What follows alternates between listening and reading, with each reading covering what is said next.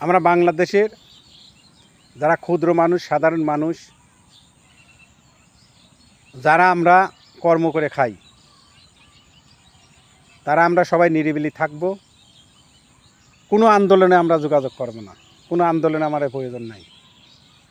বাংলাদেশের প্রধানমন্ত্রী তারেক জিয়া হয়েছে, আমরা দেখি সে দেশ চলাক, সমস্যাটা কি? তাকে সবাই ভোট দিয়ে জয়যুক্ত করা হয়েছে, সে প্রধানমন্ত্রী হয়েছে, সে দেশ চলাক, 5 বছর চলাক, সে ভালো কি মন্দ, সে কি করবি না করবি সে চলাক, আমরা দেখি। সে যদি ভালো কাজ না করে আমরা আবার বদলা ফেলা দেবো, আর সে যদি ভালো কাজ করে আবার তাকে ভোট দিয়ে তাকে আবার জয়যুক্ত করব।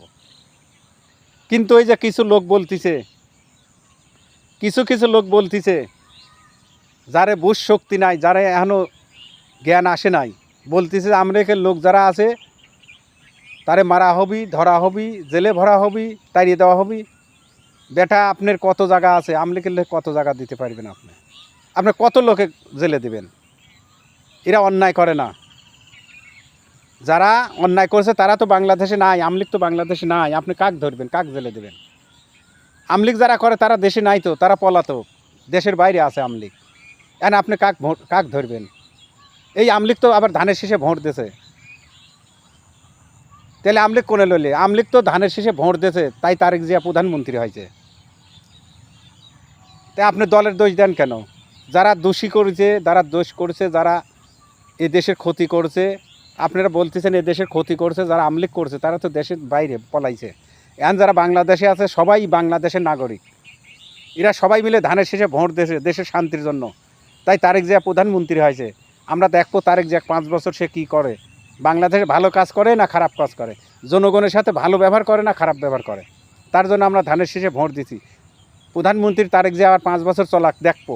সে দল খারাপ হয় আমরা আবার আরেকজনকে ভোট দেবো, তাকে বদলাই দেবো। সে 5 বছর চলাক না কে?